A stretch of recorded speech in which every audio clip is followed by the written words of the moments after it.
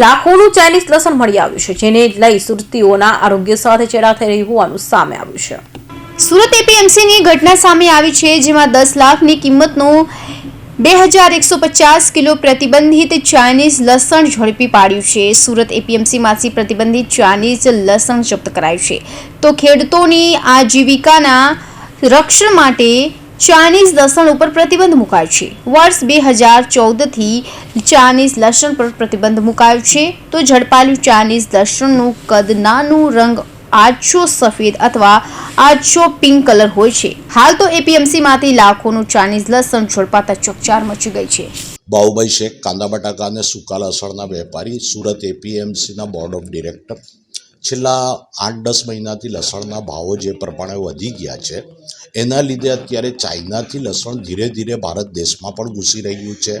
હવે એ પોર્ટ પરથી કાયદેસર પણ આવે છે અને ગેરકાયદેસર પણ આવે છે, પરંતુ આ લસણ સરકારશ્રીની ગાઈડલાઈન મુજબ એને સ્વાસ્થ્ય માટે હાનિકારક બતાવવામાં આવે છે અને ખરેખર એમાં જે રીતની દવા અને પેસ્ટિસાઇડનો ઉપયોગ થાય છે એટલે એ સ્વાસ્થ્ય માટે હાનિકારક જ છે। અને ખાસ કરીને છેલ્લા 3 વર્ષથી આપણા ત્યાંના લસણની ખેતી કરતા ખેડૂતોને પોતાના માલનો ભાવ ન મળવાના કારણે આ વર્ષે ઉત્પાદન ઓછું છે। તો અત્યારે આપણા ખેડૂતોને આ લસણની જો એન્ટ્રી થઈ જાય તો આપણા ખેડૂતોને ભાવમાં પણ માર પડે।